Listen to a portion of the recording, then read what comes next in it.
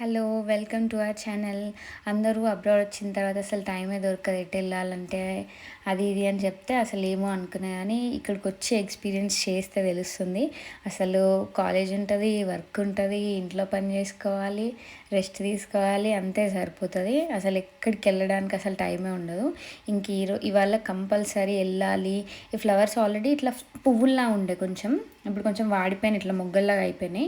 ఎట్లా అని చెప్పేసి ప్లేస్ ఇట్లా పోవాలి, కొన్ని ఫోటోలు తీయాలని అనిపించి ఇంకా వీలు చేసుకొని మరీ పోయినాము. అండ్ నేను ఈ ప్లేస్ పోతే నాకు ఏం గుర్తొచ్చిందంటే, నేను లాస్ట్ ఇయర్ మేలో అంటే నేను జనవరిలో వస్తే నాకు మేలో పార్ట్ టైం దొరికింది. మేలో ఎండింగ్లో నేను ఒక చైనా పాపకి బేబీ సిట్టింగ్ చేసిన.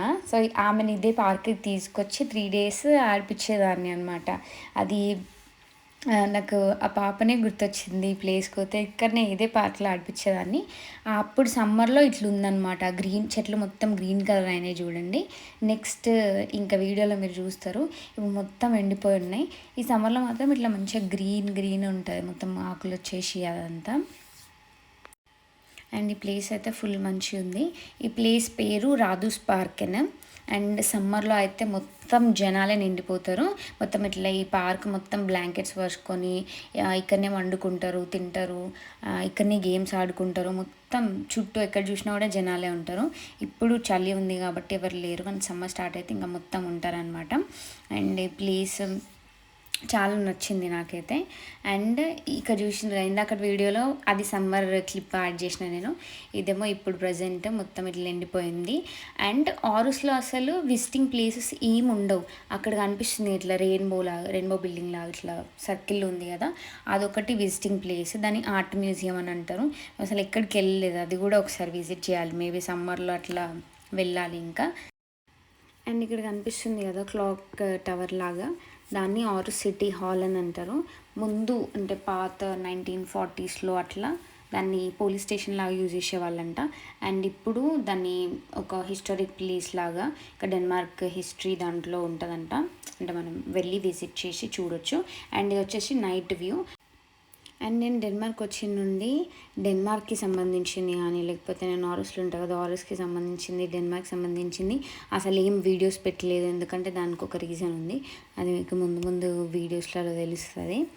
అండ్ ఈ ప్లేస్ అయితే మాకు ఫుల్ నచ్చింది. ఇంకా మేము వెళ్ళినప్పుడు ఇంకెవరు లేరు కదా, మస్తు ఫొటోస్ వీడియోస్ అవన్నీ తీసుకున్నాము. ఆరస్లో ఉన్న వాళ్ళు ఎవరైనా ఈ వీడియో చూస్తున్నట్టయితే ఈ 1-2 daysలోనే వెళ్ళి చూడండి.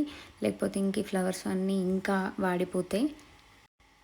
అండ్ నేనైతే డెన్మార్క్ వచ్చిన నుండి ఇంకా ఎటు తిరగలేదు, ఏ ప్లేసెస్కి వెళ్ళలేదు కాబట్టి ఈ సమ్మర్ మొత్తం ఇంకా మస్తు ప్లేసెస్ చూడాలి, అన్నీ విజిట్ చేయాలి. ఇంకా వేరే ఏదైనా కంట్రీ, ఇక్కడ యూరోప్ కంట్రీస్ అంటే మస్తు దగ్గర దగ్గర ఉంటాయి కదా. జర్మనీ అయితే మాకు ఇట్లా పొద్దున పోయేసి నైట్ వచ్చే అంత ఉంటుంది, అంత దగ్గర ఉంటుంది ఆరుస్కి జర్మనీ.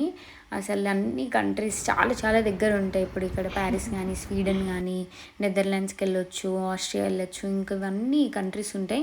కాకపోతే మేము ఏది వెళ్ళలేదు. నేనైతే మస్తు డిసైడ్ అయినా ఈ సమ్మర్లో ఖచ్చితంగా ఏదైనా ప్లేసెస్కి వెళ్ళాలి, వేరే కంట్రీకి ఏదైనా వెళ్ళాలి. ఇంకా డెన్మార్క్లో కూడా చాలా ప్లేసెస్ ఉంటాయి కదా, అంటే తక్కువ ఉంటాయి డెన్మార్క్లో విజిటింగ్ ప్లేసెస్, కానీ ఉన్న ప్లేసెస్ అయినా సరే చూడాలి అని చెప్పేసి డిసైడ్ అయినా నేను ఇంకా. Thank you for watching this video. Please do like, share and subscribe.